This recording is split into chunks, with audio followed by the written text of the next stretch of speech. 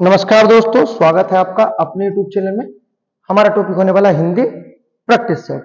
Hindi practice के साथ साथ हमारे उत्तराखंड की टेस्ट सीरीज भी YouTube पर आपकी अवेलेबल है, आप देख सकते हो, जो कि लेटेस्ट क्वेश्चन कराए जा रहे हैं। जितने भी प्रीवियस ईयर में सब है, परीक्षा वाणी को मेन माध्यम बनाया गया है, उस आधार से प्रैक्टिस सेट कराए जा रहे हैं। आप प्ले लिस्ट में जाओ, उत्तराखंड के अपने प्रैक्टिस सेट कर सकते हो। दूसरी तरफ अब बात कर लेते हैं अपने हिंदी में। हम जो भी क्वेश्चन करते हैं पूरा डिटेल में करते हैं, पूरा विस्तार पूर्वक करते हैं। एक क्वेश्चन से जितने क्वेश्चन बनाए जा सकते हैं वो सब करते हैं। तो शुरू कर लेते हैं अपने पहले क्वेश्चन के साथ। पहला क्वेश्चन दिया गया है, उपसर्ग जहां किसी संज्ञा या विशेषण से जुड़ते हैं उसे क्या कहते हैं। उपसर्ग जहां किसी संज्ञा या विशेषण के साथ जुड़ जाते हैं वहां किसका निर्माण होता है। तो याद रखना, उपसर्ग जहां किसी संज्ञा या विशेषण से जुड़ जाते हैं वहां पर किसका निर्माण होता है। तो कहना वहां पर समास का निर्माण हो जाता है। अब देखो, ये समास की परिभाषा, इस तरह के क्वेश्चन पूछे जाते हैं, आपको याद रखना है। और ये जो क्वेश्चन मिलेंगे, आप जितने प्रैक्टिस सेट करोगे उतने ही इस तरह के क्वेश्चन मिलेंगे, ठीक है, याद रखना। उसके बाद देखते हैं नेक्स्ट अगला क्वेश्चन जो हमारा दिया गया है। क्वेश्चन दिया गया है हमारा शब्द युग्म से क्वेश्चन है, और इसमें दिया गया है पथ और पथ्य का अर्थभेद चेक करने, जो हमारा शुद्ध रूप दिया गया है। पथ या पथ्य का जो दिया गया है, पथ या पथ्य का जो रूप दिया गया है, ऑप्शन नंबर डी हमारा सही हो जाएगा। पथ होता है मार्ग और पथ्य होता है रोगी का भोजन, ठीक है। दोनों क्वेश्चन है, दो जो अपने पॉइंट दिए गए हैं दोनों याद रखना। अगला क्वेश्चन देखते हैं जो हमारा दिया गया है। क्वेश्चन दिया गया है, सामंजस्य शब्द का समानार्थी शब्द क्या होगा। पहले दिया गया है बराबरी, उसके बाद मेलझोल, उसके बाद तालमेल या समता। तो सामंजस्य शब्द का जो हमारा समानार्थी शब्द बनेगा ये बनेगा तालमेल। ऑप्शन नंबर बी हमारा आंसर हो जाएगा। उसके बाद देखते हैं नेक्स्ट अगला question, question number 4। Question number 4 जो हमारा दिया गया है, ये दिया गया है वाक्यांश से, और इसमें पूछा गया है शीत, मंद और सुगंधित हवा का समानार्थी शब्द या सब के लिए एक शब्द क्या होगा। तो शीत, मंद, सुगंधित हवा के लिए जो शब्द बनता है ये बनता आपका बयार, ठीक है। ऑप्शन नंबर सी हमारा आंसर आ जाएगा। ये जो शुरू के क्वेश्चन थे हमारे अर्थभेद से थे, उसके बाद समानार्थी शब्द से थे। अगला देखते हैं, अगला जो क्वेश्चन दिया गया हमारा, निम्नलिखित में व्यंजन संबंधी अशुद्धि बतानी, जो दिया गया है जिसमें व्यंजन संबंधी अशुद्ध वर्तनी बतानी। व्यंजन संबंधी किसमें अशुद्धि दी गई है।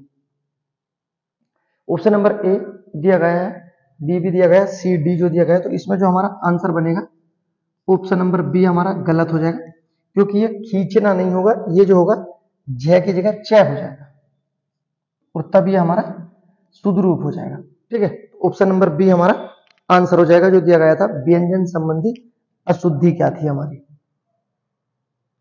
उसके बाद देखते हैं नेक्स्ट अगला क्वेश्चन, क्वेश्चन नंबर 6 दिया गया है, छत्र छाया शब्द में अशुद्धि का कारण क्या है। क्या संधि है, क्या उपसर्ग है, समास है या प्रत्यय है। छत्र छाया में किस प्रकार की अशुद्धि दी गई है। अब देखो, छत्र छाया जो होता हमारा, ये जो होता हमारा छात्र धन छाया होता है, अर्थात जो शुद्ध रूप बनता है छत्र छाया, ये रूप बनता है शुद्ध, ठीक है। तो ये जो हमारी अशुद्धि दी गई है, इसमें कौन सी संबंधी अशुद्धि है, ये हमारी संधि संबंधी अशुद्धि दी गई है, ठीक है, याद रखना। उसके बाद देखते हैं नेक्स्ट अगला क्वेश्चन जो हमारा पूछा गया है। अगला क्वेश्चन हमारा वाक्यांश से पूछा गया है। इसमें दिया गया है पीछे पीछे चलने वाले के लिए एक शब्द बताना है। जो पीछे पीछे चलता है उसे क्या कहते हैं। तो पीछे पीछे चलने वाला होता है अनुगामी। ऑप्शन नंबर सी हो जाएगा हमारा। जबकि ए जो दिया गया है अग्रज, इसका क्या अर्थ होता है। तो अग्रज का अर्थ होता है पहले जन्मा हुआ, पहले जन्मा हुआ क्या होता है हमारा, अग्रज होता है। जबकि पीछे पीछे चलने वाला अनुगामी होता है। उसके बाद जो दिया गया ऑप्शन नंबर बी हमारा दिया गया है अभूतपूर्व, इसका अर्थ होता है जो पहले ना हुआ हो, जो पहले ना हुआ हो, जो पहले ना हुआ उसे क्या कहते हैं, अभूतपूर्व। उसके बाद दिया गया है अपव्ययी। अपव्ययी का क्या अर्थ होता है, अनुचित व्यय करने वाला अर्थात गलत तरीके से पैसे खर्च करने वाला।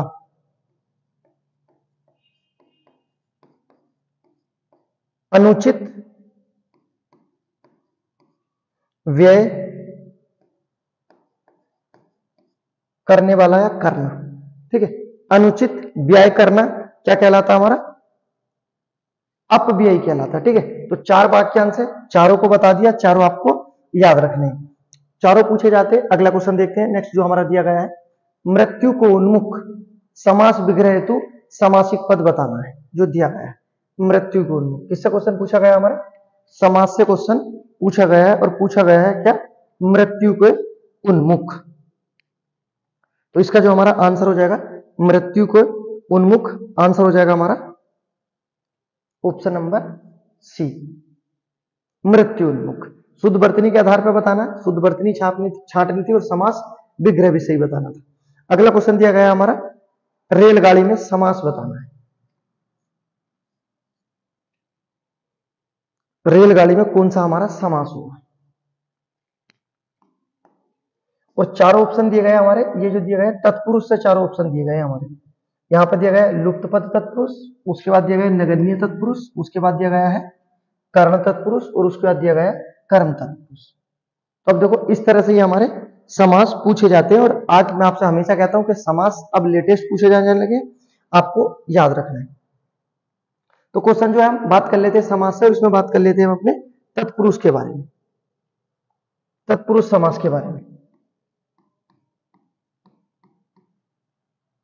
तत्पुरुष समास अगर पूछा जाए तत्पुरुष समास के भेद बताओ, तत्पुरुष समास के भेद कितने होते हैं? तो तत्पुरुष समास के भेद होते हैं 6। जबकि पूछा जाए तत्पुरुष समास के उपभेद बताओ, उपभेद होते हैं 4, ठीक है। उपभेद कौन कौन से होते हैं? जो हमारा पहले ही दिया गया है, नगण्य तत्पुरुष समास, दूसरा हो जाएगा आपका एलुप्त तत्पुरुष समास, उसके बाद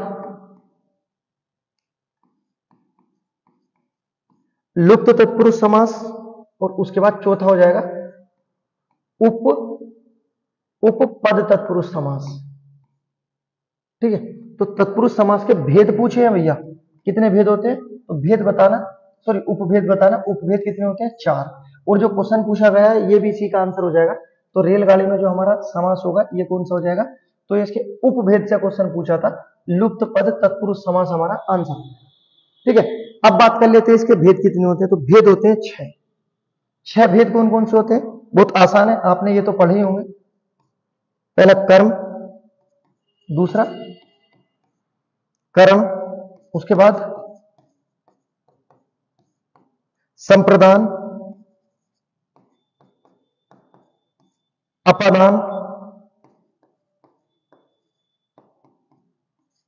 संबंध, और लास्ट जो बचा हुआ हमारा अधिकरण। तो तत्पुरुष समास के भेद 6, उपभेद 4। उपभेद से क्वेश्चन पूछा था रेलगाड़ी में कौन सा उपभेद होगा, तो बताना लुप्त पद तत्पुरुष समास हमारा उपभेद होगा, ठीक है। उसके बाद देखते हैं नेक्स्ट अगला क्वेश्चन। नेक्स्ट क्वेश्चन पूछा गया हमारा, उपवाक्य का भेद नहीं है, अर्थात उपवाक्य के कितने भेद होते हैं? तो ये याद रखना, उपवाक्य के हमारे 3 भेद होते हैं। कितने भेद होते हैं? 3 भेद होते हैं। आपको पहचाना कौन सा भेद नहीं होता। संज्ञा, विशेषण, क्रिया विशेषण। तो जो नहीं होता हमारा उपभेद, उपवाक्य का भेद नहीं होता, तो हमारा ऑप्शन नंबर डी हो जाएगा, सर्वनाम हमारा उपवाक्य का भेद नहीं होता है। इस तरह के क्वेश्चन आते हैं, कितना आसान क्वेश्चन है, बस करने की देर थी। उसके बाद देखते हैं नेक्स्ट अगला क्वेश्चन पूछा गया हमारा, अखरोट किस भाषा का शब्द है? क्या पूछा है? अखरोट किस भाषा का शब्द है? देखो जिस भाषा का शब्द अखरोट है ना, उसी भाषा का शब्द आएगा आपका पठान। क्या नाम हो जाएगा? पठान। और उसी भाषा का शब्द आएगा आपका गुंडा। अखरोट, पठान, गुंडा एक ही भाषा के शब्द है। तो ये कौन सी भाषा के शब्द है बताना? ये पश्तो भाषा के शब्द है। और पश्तो भाषा भारत में कहां बोली जाती है? तो बताना, हमारे जम्मू कश्मीर में बोली जाती है पश्तो भाषा। ठीक है। तो अखरोट, पठान, गुंडा कौन सी भाषा के शब्द हैं? पश्तो भाषा के शब्द हैं। उसके बाद तुर्की भाषा के शब्द बहुत महत्वपूर्ण है जो पूछे जाते हैं, जैसे आता है आपका उर्दू, कौन सी भाषा का शब्द है? तुर्की भाषा का शब्द है। मुगल, सभी को पता हमारे यहाँ मुगल आए थे, मुगल कौन सी भाषा का शब्द है? तुर्की भाषा का शब्द है। उसके बाद दरोगा जी, जिसकी अब आप तैयारी कर रहे होंगे, दरोगा कौन सी भाषा का शब्द है? तुर्की भाषा का शब्द है। उसके बाद बेगम, तो ये हमारे तुर्की भाषा के महत्वपूर्ण शब्द है, याद रखना। उसके बाद देखते हैं नेक्स्ट, यूनानी भाषा के जो शब्द होते हैं, जैसे अर्थशास्त्र, कौन सी भाषा का शब्द है? यूनानी भाषा का शब्द है। नेक्स्ट आता है इंडिया, इंडिया कौन सी भाषा का शब्द है? यूनानी भाषा का शब्द है। नदियों का जो होता है डेल्टा, यूनानी भाषा का शब्द है। ठीक है, तो ये हमारे महत्वपूर्ण शब्द है जो यूनानी भाषा के। अब बात कर लेते हैं अरबी भाषा के शब्द। अरबी भाषा के जो शब्द होते हैं हमारे, अदालत होता है, अदालत में तो वकील साहब होते हैं, तो वकील हो गया, अदालत, वकील। उसके बाद वकील क्या करते हैं जी? शराब पीते हैं, ऐसा याद रखना, बस याद करने का उद्देश्य और कोई दूसरा अपना उद्देश्य नहीं है। ठीक है, उसके बाद वकील को बराबर क्या चाहिए? अपनी इज्जत। ठीक है, तो ये याद करने के उद्देश्य भैया एक दूसरे को जोड़ेंगे तभी याद हो जाएंगे, जैसे तुर्की, उर्दू, मुगल, दरोगा, बेगम, अरबी, अदालत, वकील, शराब, इज्जत, उसका यूनानी, अर्थशास्त्र, इंडिया और डेल्टा। सही है। अखरोट कौन सी भाषा का शब्द है? हमारा पश्तो भाषा का शब्द था। नेक्स्ट क्वेश्चन देखते हैं, जो भी अपना पूरा डिटेल में करेंगे। क्वेश्चन देखते हैं हमारा जो दिया गया है, कौन सी बोली पश्चिमी हिंदी उपभाषा परिवार की नहीं है? हिंदी के प्रारंभ से क्वेश्चन पूछा गया है, कौन सी बोली पश्चिमी हिंदी उपभाषा के अंतर्गत नहीं आती? ये क्वेश्चन आपसे पूछा गया है। तो कौन सी नहीं आती है? तो जो ऑप्शन दिया गया हमारा डी, अवधि हमारी पश्चिमी हिंदी में नहीं आती। तो फिर ये कहां आती है? तो ये बताना, ये पूर्वी हिंदी की है। अवधि कौन सी भाषा की है? पूर्वी हिंदी की है। इससे बची हुई जो है हमारी सब, जैसे हरियाणवी, हरियाणवी को हम किस नाम से जानते हैं? तो इसके नाम भी याद रखना। पहले जैसा आता है बांगरू, क्या बोलते हैं इसे? बांगरू। उसके बाद देसाणी, बांगरू और देसाणी किसके नाम है? हरियाणवी के नाम है। उसके बाद खड़ी बोली के, खड़ी बोली के तो बहुत नाम आते हैं, जैसे इसे क्या बोलते हैं? कोरबी। किसे बोलते हैं? खड़ी बोली को। परदेसी किसका नाम है? तो कहना परदेसी भी खड़ी बोली का ही नाम है, खड़ी बोली के नाम है, याद रखना। ठीक है, उसके बाद नेक्स्ट क्वेश्चन देखते हैं जो हमारा दिया गया है। ये जो क्वेश्चन था, कौन सी बोली पश्चिमी हिंदी उपभाषा में नहीं आती? तो बताना अवधि नहीं आती। तो फिर ये आती किस में है? तो बताना ये हमारी पूर्वी हिंदी में आती है। क्वेश्चन देखते हैं, क्वेश्चन दिया गया हमारा क्वेश्चन नंबर 13, दर पूछा है, किस भाषा का उपसर्ग दिया गया है? क्या उपसर्ग पूछा है? दर पूछा है, और किस भाषा का उपसर्ग है ये हमें बताना है। दर जो दिया गया है, तो दर हमारा कौन सी भाषा का है? उर्दू भाषा का उपसर्ग है। ठीक है, इस तरह से क्वेश्चन पूछे जाते हैं। अब देखो यहाँ डायरेक्ट ये पूछ लिया, दर कौन सी भाषा का उपसर्ग है? उर्दू भाषा का है। जैसे दर हो जाएगा, उसके बाद अन्य शब्द में गैर हो जाएगा, जैसे गैर हाजिर होता है। दर हमारा दे ही रखा है, दर उपसर्ग हो गया। ना, ला, फिल, उसके बाद बे, बेरहम वाला, बर, अल, सर आ जाएगा, सरताज वाला, सर, दर। तो ये महत्वपूर्ण शब्द है हमारे। ठीक है, उर्दू में अगर पूछे, उर्दू में टोटल कितने उपसर्ग होते हैं? तो बताना टोटल होते हैं 19। कई बार पूछा जाता है। संस्कृत में कितने होते हैं? तो संस्कृत में होते हैं हमारे 22 उपसर्ग। महत्वपूर्ण उपसर्ग देख लेते हैं, जैसे प्रति, जितने पर हलंत लगा होता है सब क्या होते हैं? हमारे संस्कृत के होते हैं। अनु आता है, उसके बाद उत आता है, हलंत के साथ जितने भी आएंगे सब हो जाएंगे। उसके बाद परा, परी, परा और परी दोनों आ जाते हैं, याद रखना। ठीक है, और नेक्स्ट आता है आ। तो ये हमारे संस्कृत के हैं। हिंदी में कितने उपसर्ग होते हैं? तो बताना सर हिंदी में होते हैं 13। बात कर लेते हैं कौन से? तो पहले कहना ए। अब देखो दोनों में अंतर क्या है, बहुत छोटा सा अंतर है, याद रखना। अगर आए आ तो संस्कृत का है, सिर्फ ए आए तो हमारा हिंदी का हो जाएगा।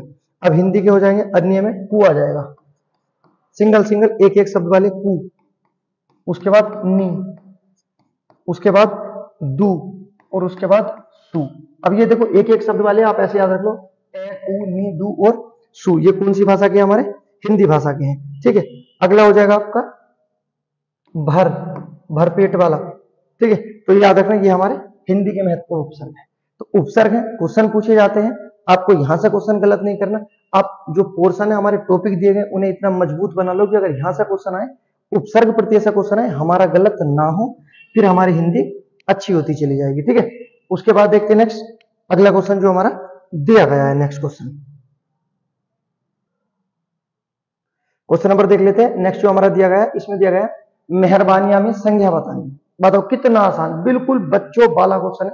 मेहरबानियां पूछिए, कौन सा हमारा संज्ञा होगी, मेहरबानी। संज्ञा से भी क्वेश्चन है, बताओ संज्ञा से कोई क्वेश्चन गलत होने वाले, संज्ञा को तो आंख बंद करके उड़ा दो। तो मेहरबानी में कौन सा हो जाएगा हमारा, ऑप्शन नंबर बी हो जाएगा, जातिवाचक हो जाएगा। ठीक है, अब किसी ने भाववाचक तो नहीं लगाया होगा। ठीक है, अब अगर किसी ने भाववाचक लगा दिया तो जीवन में मत लगाना, क्योंकि मैं बता देता हूं, याद रख लेना। जब कभी भी देखो, जब भाववाचक संज्ञा का, जब भाववाचक संज्ञा का बहुवचन बनता है, तो जब बहुवाचक संज्ञा का बहुवचन बनता है तब वह क्या बन जाता है, तो वो जातिवाचक संज्ञा का रूप ले लेता है। और ये मेहरबानी से बना हुआ शब्द है, मेहरबानी से मेहरबानियां बना है, तो मेहरबानी होता तो भाववाचक हो जाता, ये मेहरबानियां है तो हमारा जातिवाचक हो जाएगा। परिभाषा लिख दी है, याद रखना हमेशा के लिए। ठीक है, जो होता है हमारा, और भाववाचक संज्ञा हमारी अदृश्य संज्ञा होती है, याद रखना। ठीक है, तो ये जो है मेहरबानियां है, अर्थात भाववाचक संज्ञा का बहुवचन बना के प्रस्तुत किया गया है, तो बन जाएगी जातिवाचक संज्ञा। उसके बाद देखते हैं अगला क्वेश्चन दिया गया है हमारा 15। सोहन प्रधान आचार्य से डरता है। सोहन प्रधान आचार्य से क्या करता है भैया, डरता है। इसमें क्या बताना है हमें, कारक बताना है। अब बताओ डरने का बोध किसमें होता है, तो देखो आपको याद रखना हमेशा के लिए, ये दिया गया है डरना। इस डरने की जगह क्या क्या आ सकता था, इसकी जगह प्रेम भी आ सकता था। तो डरना, प्रेम, प्रेम की जगह भैया घृणा भी आ सकता था। जहां मोहब्बत होगी वहां दर्द तो होगा, तो घृणा भी होगी। उसके बाद कोई चीज सीखना, कहीं सीखने का भाव हो। उसके बाद कहीं दूरी का भाव हो, डर की बात हमने कर ली, कहीं डर का भाव हो। उसके बाद कहीं लज्जा का भाव हो। जिस भी कारक में ये शब्द आपको मिल जाए, डर, प्रेम, घृणा, सीखना, दूरी, डर और लज्जा, आंख बंद करके आपको कौन सा कारक लगा देना है, अपादान कारक लगा देना है। सही, ये ट्रिक है, याद रखना, ये शब्द याद रख लेना। क्या क्या है, प्रेम, घृणा, सीखना, दूरी, डर, लज्जा, यहां कहीं भी आ जाएंगे, कौन सा कारक हो जाएगा हमारा, अपादान कारक हो जाएगा। कारक के बारे में आपको याद रखना है, कारक को क्या बोलते हैं हम, कारक को परसर्ग बोलते हैं। कारक के भेद कितने होते हैं, 8 होते हैं। पूछा जाए सर्वनाम में कितने होते हैं जी, सर्वनाम में होते हैं जी 7। उसके बाद पूछा जाए समास में कितने होते हैं, तो बताना समास में होते हैं जी 6। पूछा जाए संज्ञा में कितने होते हैं, तो संज्ञा में उतने ही होते हैं जितने होते हैं 8। ठीक है, कोई क्वेश्चन ऐसा नहीं होगा जो बाहर हो जाएगा, आपको याद रखना है। अगर यहां हो जाता क्वेश्चन कि अगर किसी साधन का बोध होता, किसी साधन, जैसे सोहन बस से घर जाता है तो साधन हो गया बस। ठीक है, अगर किसी साधन का बोध हो तो आंख बंद करके कर्ण कारक लगा देना, पढ़ने की भी जरूरत नहीं, देखने की भी जरूरत नहीं। उसके बाद नेक्स्ट, कोई चीज जब सदा के लिए दे दी जाए, किसके लिए, सदा के लिए दे दी जाए। जैसे सोहन ने मोहन को 100 रुपए उपहार में दिए, अर्थात गिफ्ट दे दिया। सोहन ने मोहन को 100 रुपए उपहार दिए, तो हो जाएगा हमारा संप्रदान, क्योंकि उपहार दे दिया, गिफ्ट दे दिया, हमेशा के लिए दे दिया, सदा के लिए दे दिया।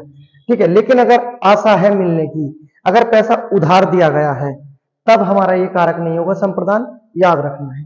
ठीक है, अब बताना है आपको, जब कोई चीज सदा के लिए दे दी जाए तो हमारा संप्रदान कारक होता है, लेकिन जब कोई चीज उधार दी जाती है, ठीक है, जब कोई चीज उधार दी जाती है तो उधार में बताना है कौन सा कारक होता है। ठीक है, याद रखना। उसके बाद देखते हैं नेक्स्ट अगला क्वेश्चन, ये हो गया हमारा स्वर्ण प्रधानाचार्य से डरता है, डरने वाली बात होगी अपादान, आपको उधार देने वाली बात बतानी, ये आपके लिए गिव अवे है। उसके बाद देखते हैं next question number 16। Question number 16 हमारा दिया गया है, देख लेते हैं जो भी हमारा दिया गया है। वह अनेक बोलियां बोलता है, में क्रिया बताना है। अच्छा जी, क्रिया से क्वेश्चन है, चलो देख लेते हैं। क्रिया के कितने भेद होते हैं? कर्म के आधार पर क्रिया के 2 भेद होते हैं। क्रिया का मूल रूप क्या होता है? तो बताना, क्रिया का मूल रूप होता है धातु। ठीक है, क्रिया के कर्म के आधार पर कितने भेद होते हैं? 2 होते हैं। कौन कौन से? अकर्मक और सकर्मक, सभी को पता है। ठीक है, लेकिन यहाँ क्या पूछा? वह अनेक बोलियां बोलता है, इसमें हमें क्रिया बतानी है कौन सी। अब देख लेते हो, सकर्मक क्रिया, प्रेरणार्थक और नाम धातु, और जो दिया गया है सजातीय क्रिया। तो इसमें जो हमारी क्रिया हो जाएगी, कौन सी क्रिया हो जाएगी?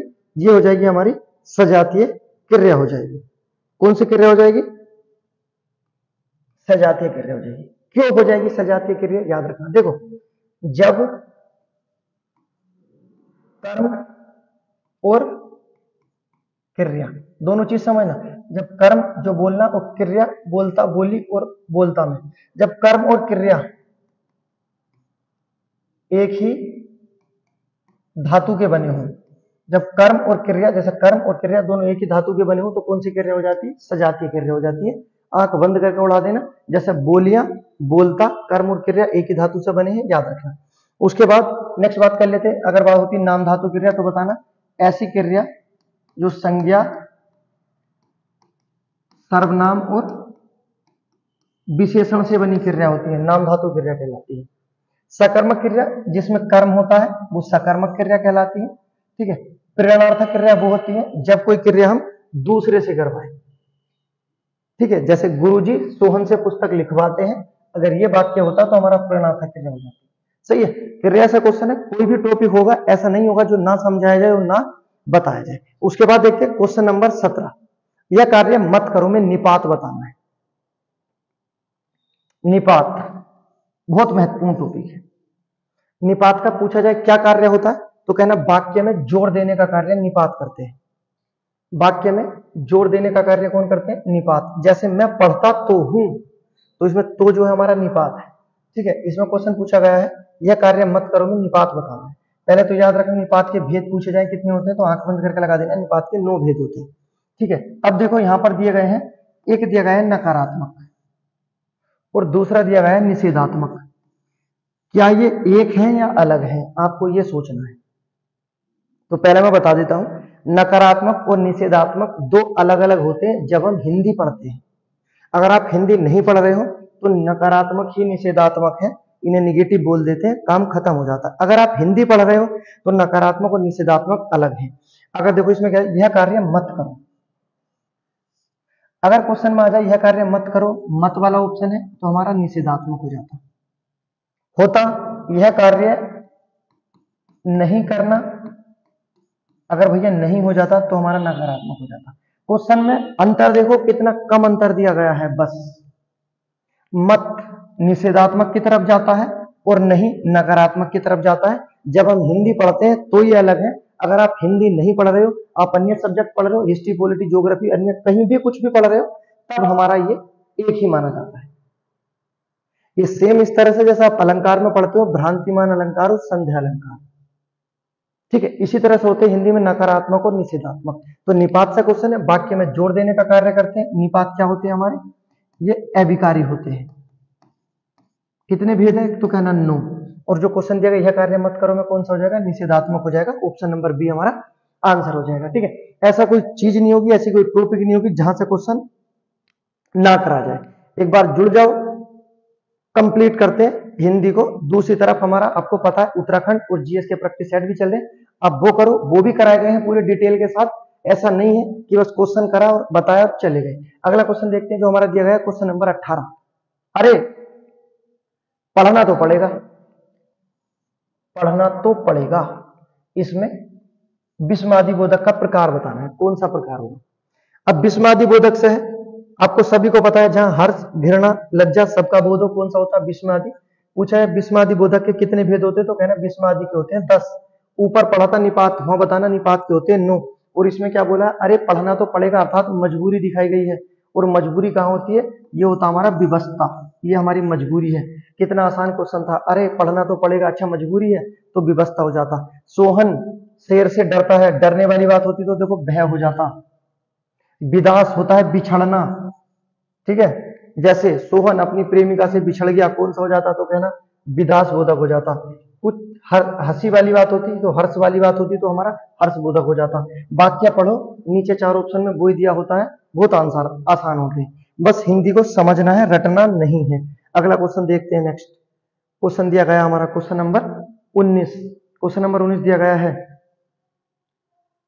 कभी न कभी तो सफल होंगे। इसमें क्या बताना? हमारा क्रिया विशेषण बताना। कभी ना कभी तो सफल होंगे में क्रिया विशेषण का रूप बताना है। तो कभी ना कभी, अब देखो पहले तो ये बात कर लेते हैं क्रिया विशेषण के बारे में। पूछा जाए क्रिया विशेषण के कितने भेद होते हैं, तो आंख बंद करके बताना। कई बार बता दिया, क्रिया विशेषण के कितने भेद होते हैं? 4 भेद होते हैं। पहला कौन सा होता है? रीतिवाचक। रीतिवाचक में क्या होता है भैया? एक तौर तरीका, एक ढंग बताया जाता है, ठीक है। तौर तरीके, जब ढंग की बात हो तो रीतिवाचक हो जाता है। उसके बाद दूसरा होता है स्थानवाचक। कौन सा होता है? स्थानवाचक। जब एक स्थान की बात बताई जाए, जैसे सोहन दिल्ली गया, कहाँ गया? दिल्ली गया, एक स्थान का पता चला, ठीक है। उसके बाद बात कर लेते हैं परिमाण, जिसमें नापतोल वजन मात्रा की बात हो, उसमें परिमाण हो जाता है, ठीक है। अगला जो चौथा बचा हमारा क्या होता है? कालवाचक। काल का अर्थ क्या होता है? शाब्दिक होता है समय। जब समय की बात हो तो कौन सा हो जाएगा? हमारा कालवाचक हो जाएगा। जैसे कभी ना कभी, क्या है ये? कभी ना कभी एक समय बताया गया है कि कभी ना कभी तो सफल होंगे, और बात भी सही है कि कभी ना कभी तो सफल होंगे, ठीक है। कौन सा हो जाएगा? हमारा कालवाचक हो जाएगा। तो क्रिया विशेषण के कितने भेद? 4 भेद। आंख बंद करके याद रखना, रीति, स्थान, परिमाण, काल क्रिया विशेषण के भेद है। और क्रिया विशेषण क्या होते हैं? ये हमारे अविकारी शब्द होते हैं। क्या होते हैं? अविकारी शब्द होते हैं, ठीक है। उसके बाद देखते हैं नेक्स्ट अगला क्वेश्चन जो हमारा दिया गया है, वह बहुत अच्छा लड़का है। सही बात है, वह बहुत अच्छा लड़का है। इसमें हमें क्या बताना है? इसमें हमें सर्वनाम बताना है। क्वेश्चन पूछा गया हमारा सर्वनाम से, ठीक है। बात कर लेते हैं सर्वनाम के बारे में, बिल्कुल बेसिक जानकारी कि सर्वनाम के कितने भेद होते हैं। तो जिस सर्वनाम के 6 भेद होते हैं। बहुत आसान है, मैं बता देता हूं, आपको याद रखना चाहिए। पुरुषवाचक, निश्चयवाचक, अनिश्चयवाचक, संबंधवाचक, ठीक है, प्रश्नवाचक और निजवाचक, ये हमारे सर्वनाम के भेद होते हैं 6। पूछे जाए सर्वनाम की संख्या कितनी होती है, तो बताना सर सर्वनाम की संख्या होती है 11। उसके बाद पूछा जाए सर्वनाम में कारक के कितने भेद होते हैं, तो सर्वनाम में कारक के 7 भेद होते हैं। कौन सा शामिल नहीं किया जाता? संबोधन कारक को शामिल नहीं किया जाता है, ठीक है। अब बात कर लेते हैं जो हमारा क्वेश्चन दिया जाता है, ठीक है। जो क्वेश्चन हमारा दिया गया है, वह बहुत अच्छा लड़का है में वह कौन सा सर्वनाम है, तो ये जो हो जाएगा बिल्कुल शुद्ध बात है, निश्चयवाचक हो जाएगा। ऑप्शन नंबर ए हमारा आंसर हो जाएगा। उसके बाद देखते हैं next question number 21। Question number 21 दिया गया हमारा, इसमें क्या बताना? इसमें हमें विशेषण पहचानना है, अनुमान का विशेषण बताना है। विशेषण के भेद सभी को पता है, जब तक याद नहीं होंगे तब तक टोटल याद रखना है। विशेषण के कितने भेद होते हैं? विशेषण के 4 भेद होते हैं, ठीक है। कौन कौन से? गुणवाचक, परिमाणवाचक, संख्यावाचक और सार्वनाम। और इसमें पूछा है अनुमान का विशेषण क्या होगा, तो अनुमान का विशेषण हो जाएगा हमारा ऑप्शन नंबर ए, अनुमानित। अनुमान का अनुमानित हो जाएगा, ठीक है। विशेषण के बारे में याद रखना, विशेषण होते क्या है, तो ऐसे शब्द जो संज्ञा और सर्वनाम की विशेषता बताते हैं, विशेषण शब्द कहलाते हैं। कितने भेद होते हैं? 4 भेद होते हैं। कितनी अवस्था होती है? तो अवस्था कितनी होती है? अवस्था होती है जी 3, ठीक है। कौन कौन सी होती है? मूल, उत्तर और उत्तम, कंप्लीट। उसके बाद देखते हैं नेक्स्ट अगला क्वेश्चन, क्वेश्चन नंबर 22 दिया गया है। क्वेश्चन नंबर 22 दिया गया है, क्वेश्चन नंबर कारक से है। देखते हैं जो दिया गया है, राम की गाय चरती है, वाक्य में कारक बताना है। राम की गाय चरती है में कारक बताना है हमारा। कौन सा हमारा कारक होगा? किसकी गाय चरती है? राम की गाय चरती है। इसमें क्या है भैया? क्या कर्ता होगा, क्या कर्म होगा, क्या संबंध होगा, क्या अधिकरण होगा? अधिकरण होता है में पर अधिकार करने होता है। इसमें में आता है और पर आता है और अधिकार हो जाता है अगले समय में। कर्म में क्या क्या आते हैं? तो कर्म हमारा बहुत आसान होता है। जो हमारे कर्म में आता है, कभी कोई चीज मांगना, जैसे सोहन ने मोहन से उधार मांगा तो मांगना आ जाएगा। उसके बाद दंड देना, कोई चीज हो चारों ओर, जैसे शहर के चारों ओर नदी है और किसी को कोसना, अगर ये भाव कहीं मिल जाए, आंख बंद करके कर्म लगा देना। ठीक है, करता तो आसान है, लगातार क्रिया चलती रहती है। तो ये जो हमारा क्वेश्चन दिया गया था, राम की गाय चरती है, कौन सा हो जाएगा हमारा? ऑप्शन नंबर सी आंसर हो जाएगा। ठीक है, उसके बाद क्वेश्चन देखते हैं हमारा 23वां जो दिया गया है। क्वेश्चन नंबर 23 हमारा समय से दिया गया है। समय का अर्थ होता है काल, क्योंकि याद रखना काल का शाब्दिक अर्थ क्या होता है? समय होता है। समय 3 प्रकार से दर्शाया जाता है, जो बीता हुआ हो, जो चल रहा हो, या जो आने वाला है। वह खा रहा था में खा रहा था कौन सा काल है? वह खा रहा था में खा रहा था कौन सा काल है? जब हम उससे मिले थे वो खा रहा था, हो सकता है वो अभी भी खा रहा हो, उसका कुछ पता नहीं चला, क्या पता कितना खाने वाला है, तो हम कहते हैं ये क्या हमारा अपूर्ण भूतकाल हो जाएगा। ठीक है, उसके बाद देखते हैं नेक्स्ट अगला क्वेश्चन, क्वेश्चन नंबर 24 हमारा दिया गया है। नेक्स्ट, राम ने कहा कि मैं घर जाऊंगा, मैं घर जाऊंगा कौन सा वाक्य है जो दिया गया है? संज्ञा उपवाक्य, विशेषण उपवाक्य, क्रिया विशेषण उपवाक्य, क्रिया उपवाक्य। मैं नहीं है, ये दिया गया राम ने कहा कि मैं घर जाऊंगा, मैं कौन सा हमारा उपवाक्य है? उपवाक्य से हमारा क्वेश्चन पूछा है। और उपवाक्य कितने भेद होते हैं? उपवाक्य के हमारे 3 भेद होते हैं। कितने भेद होते हैं? 3 भेद होते हैं। कौन कौन सा होता है? तो पहला बताना, संज्ञा उपवाक्य जो दिया गया है।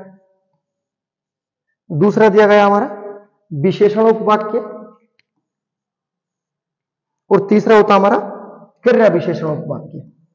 ठीक है, उपवाक्य के कितने भेद होते हैं? 3 भेद होते हैं, संज्ञा, विशेषण और क्रिया विशेषण उपवाक्य। और इसमें दिया गया है, आपको याद रखना है कि जिस भी वाक्य में, जिस भी उपवाक्य में की शब्द आ जाए और क्वेश्चन पूछा जाए, आप आंख बंद करके संज्ञा उपवाक्य लगा देना, ये पहचान होगी। और जिस वाक्य में ये शब्द आ जाए, याद रखना हमेशा के लिए, जो के बाद जो, जैसा, जितना और जिसका, ये 4 शब्द मिल जाए, आंख बंद करके विशेषण उपवाक्य लगा देना। ठीक है, और क्रिया विशेषण की पहचान क्या है? जब कभी भी ये शब्द मिल जाए आपको, जब, उसके बाद जहां, ज्यों, जिधर, अगर आपको ये मिल जाए, आप क्रिया विशेषण उपवाक्य आंख बंद करके लगा देना। तो क्वेश्चन में क्या था हमारे? राम ने कहा कि, किया गया हमारा संज्ञा उपवाक्य हो गया। उपवाक्य के भेद कितने होते हैं? संज्ञा उपवाक्य के 3 भेद होते हैं, याद रखना। उसके बाद देखते हैं नेक्स्ट अगला क्वेश्चन। नेक्स्ट क्वेश्चन दिया गया हमारा क्वेश्चन नंबर 25, ब्राह्म चिन्ह से क्वेश्चन है, और ये पूछा है कौन सा ब्राह्म चिन्ह है? आंख बंद करके लगा दो, कोष्टक ब्राह्म चिन्ह है। लेकिन यहां पर बात खत्म नहीं होती, आपको याद रखना है कि ब्राह्म चिन्ह के कितने भेद होते हैं, कितने होते हैं, टोटल ब्राह्म चिन्ह कितने होते हैं? तो बताना 20 होते हैं। उसके बाद कहां से लिए गए हैं? तो ये हमारे अंग्रेजी भाषा से लिए गए हैं। ब्राह्म चिन्ह कहां से लिए गए हैं? अंग्रेजी से। परंतु पूर्ण विराम जो चिन्ह होता है, पूर्ण विराम इस तरह से लगाते हैं, ये अंग्रेजी में नहीं होता। तो पूछा जाता कौन सा ब्राह्म चिन्ह अंग्रेजी में नहीं होता? तो कहना पूर्ण विराम अंग्रेजी में नहीं होता। उसके बाद पूछा जाता है कौन सा ब्राह्म चिन्ह संस्कृत में नहीं होता? तो बताना योजक ब्राह्म चिन्ह जो इस तरह से लगते हैं, ये संस्कृत में नहीं होता। ठीक है, तो ये ब्राह्म चिन्ह का क्वेश्चन थे, याद रखना। उसके बाद नेक्स्ट, ये जो पूछा गया था हमारा कोष्टक हो जाएगा। अब बात कर लेते हैं अपने गिव अवे की। जो हमारा गिव अवे दिया गया है, ये आपको बताना है, आपको बताना है कि उत्पत्ति के आधार पर शब्द भेद बताने हैं। उत्पत्ति के आधार पर शब्द भेद कितने होते हैं? पहला पॉइंट हो गया। ठीक है। उसके बाद नेक्स्ट जो आपको बताना है कि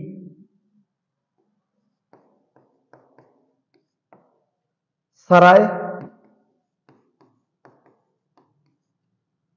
किताब, गुलाब, तमंचा किस भाषा के शब्द है? ठीक है, ये आपके लिए गिव अवे है। उसके बाद वीडियो अगर पसंद आई तो लाइक करें, सब्सक्राइब करें। उसके बाद मिलते हैं एक और वीडियो में, तब तक के लिए गुड बाय।